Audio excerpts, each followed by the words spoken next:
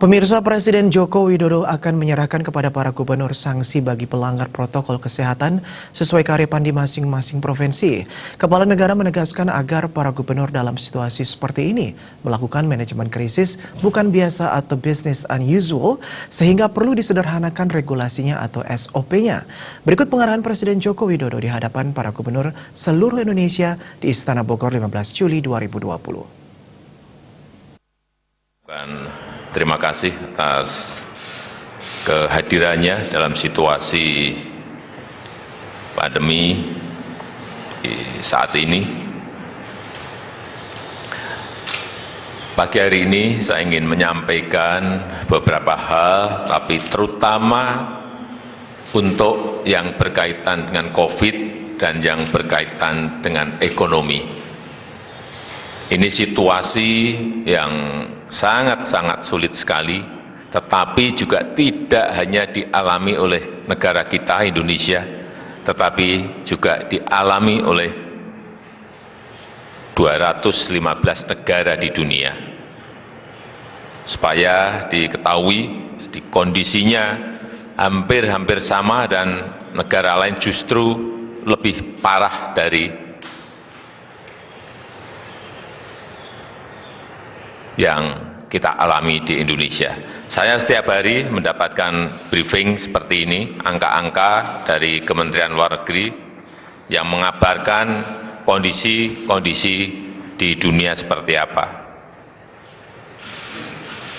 Ini kasus tertinggi untuk COVID misalnya. Pagi tadi ini saya dapat Amerika Serikat sekarang sudah berada di angka 3,4 juta. 3,4 juta. Padahal penduduknya 319 juta. Brasil 1,8 juta yang positif COVID.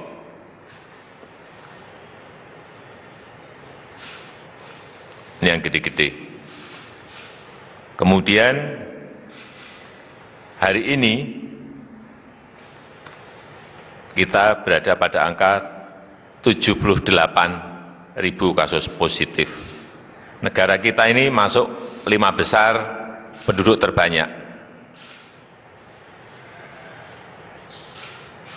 Tetapi kalau dilihat 10 negara dengan kasus tertinggi, kita tidak masuk di dalamnya.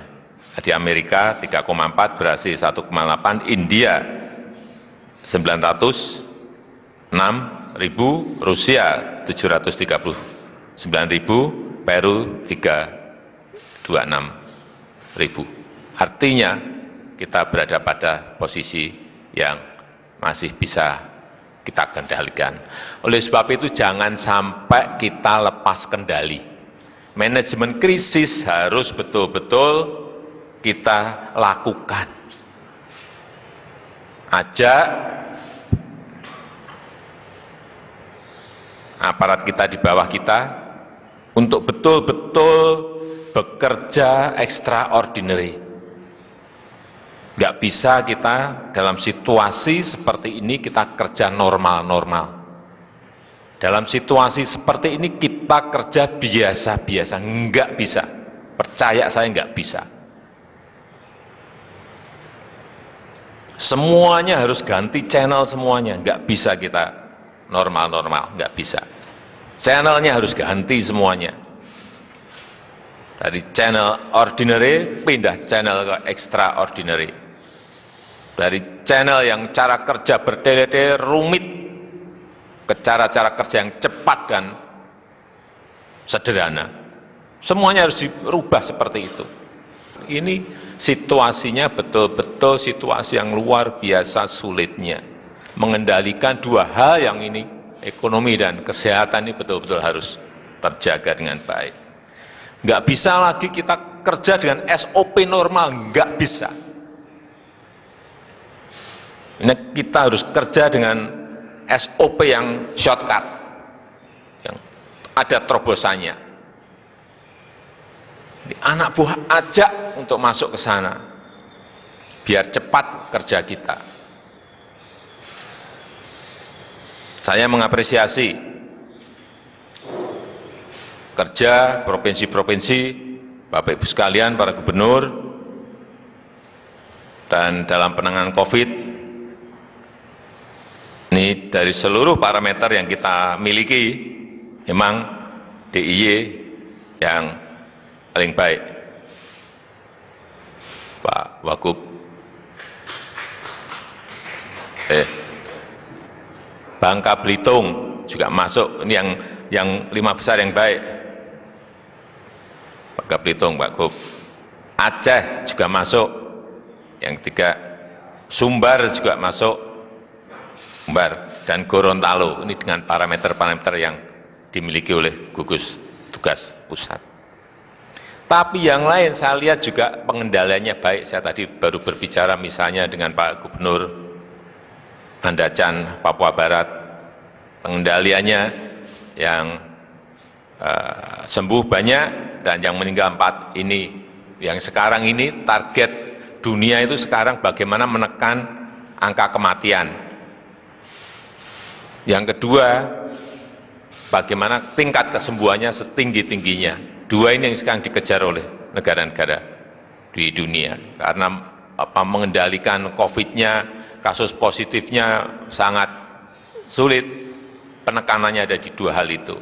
Tapi kalau bisa 3-tiganya, kasus positifnya turun, berarti positivity rate-nya, persentasenya juga turun, tetapi angka kesembuhan dinaikkan, angka kematian diturunkan serendah-rendahnya. Bukan barang yang gampang, tapi sekali lagi ini bukan barang yang gampang. Dan beruntung sekali, kita sekarang ini, kondisi ekonomi kita, meskipun di kuartal kedua, pertumbuhannya kemungkinan, ini dari hitungan pagi tadi yang saya terima, kuartal kedua mungkin kita bisa minus ke 4,3. Di kuartal pertama kita masih positif 2,97. 2,97. Saya nggak bisa bayangin kalau kita dulu lockdown gitu mungkin bisa minus 17. Perlu saya sampaikan, ini saya 3 bulan yang lalu, saya telepon Ibu Kristalina, ini managing director-nya IMF. Dia menyampaikan pada saya di telepon bahwa dunia akan terkontraksi dan growth, global growth hanya akan tumbuh kira-kira 2,5% minus. Tapi terakhir,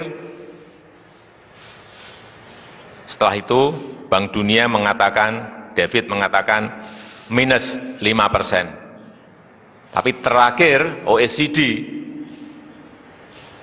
angkanya sudah berubah total lagi. Sangat dinamis harian ini, ketidakpastian ini harian, bukan mingguan, harian. Terakhir sudah berada pada angka minus 6 sampai minus 7,6. Betapa beratnya situasi ini. Dan bahkan di tahun 2020, perkiraan-perkiraan sudah berubah total. Terakhir yang saya terima dari OECD, Prancis misalnya di angka minus 17,2%.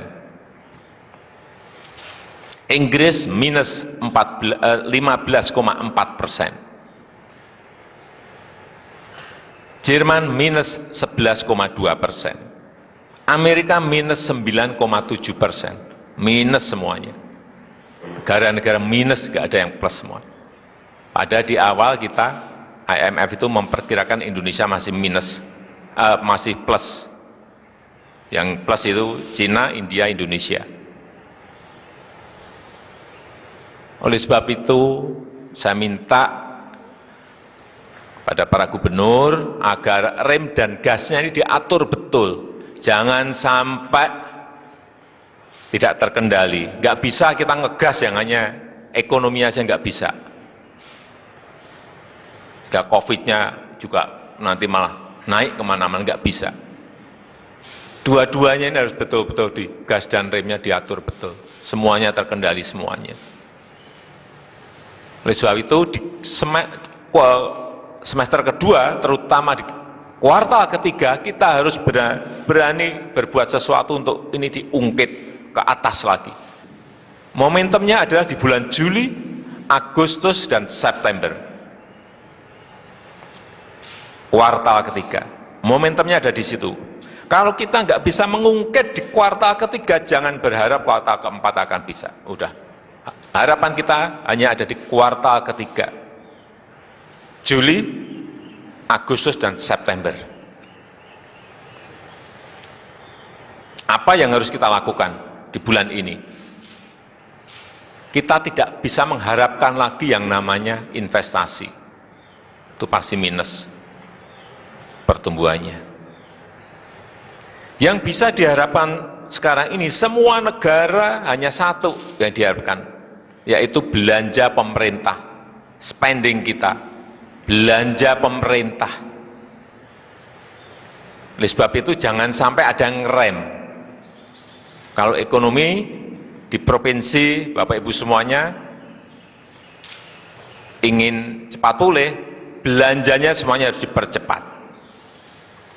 Kuncinya hanya di situ. Nggak bisa lagi kita mengharapkan sekali lagi investasi swasta, enggak, karena ini munculnya memang harus dari belanja pemerintah. Kredit perbankan yang dulu bisa tumbuh 12%, bisa tumbuh 13%, bisa tumbuh 8%, jangan berharap lagi dari sana. Sekali lagi, belanja pemerintah. Oleh sebab itu, saya berharap belanja yang ada ini harus dipercepat. Karena itu akan menaikkan konsumsi domestik kita, konsumsi rumah tangga kita. Yang di kuartal kedua ini turun, anjlok. Perlu saya ingatkan, uang Pemda yang ada di bank itu masih 170 triliun. Gede sekali ini. Saya sekarang cek harian.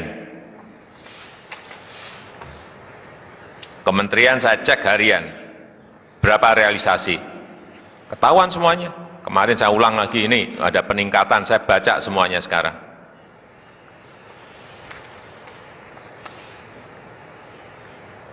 Kementerian ini berapa persen, belanja modalnya baru berapa persen, semuanya kelihatan sekarang.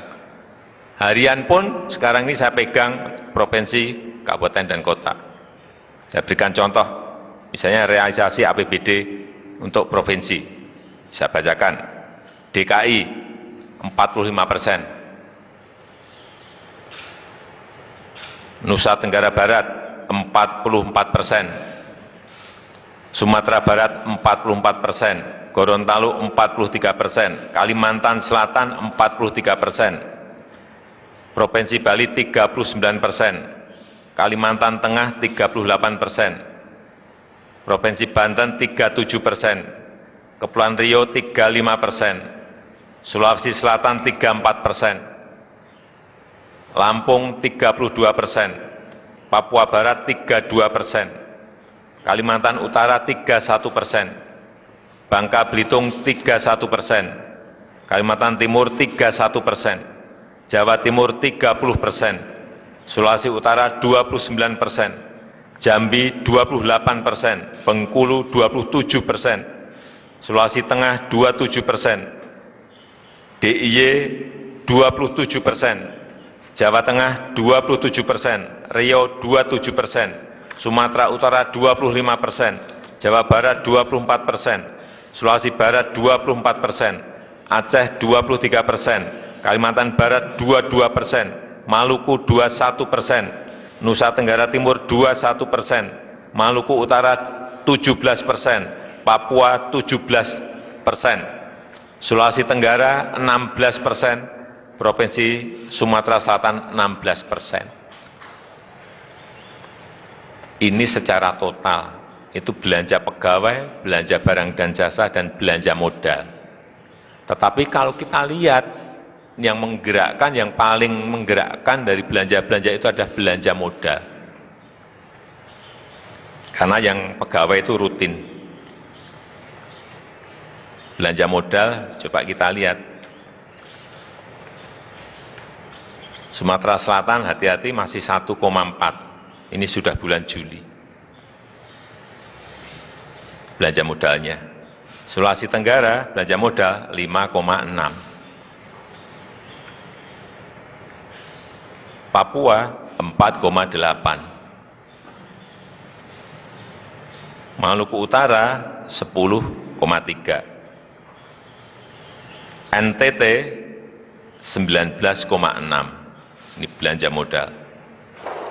Kalimantan Barat 5,5% belanja modal.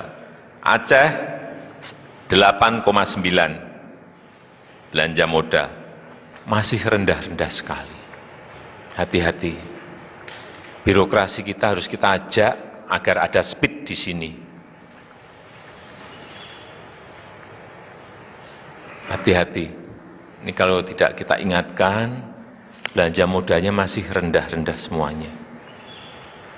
Ini yang juga kemarin saya ingatkan kepada Menteri.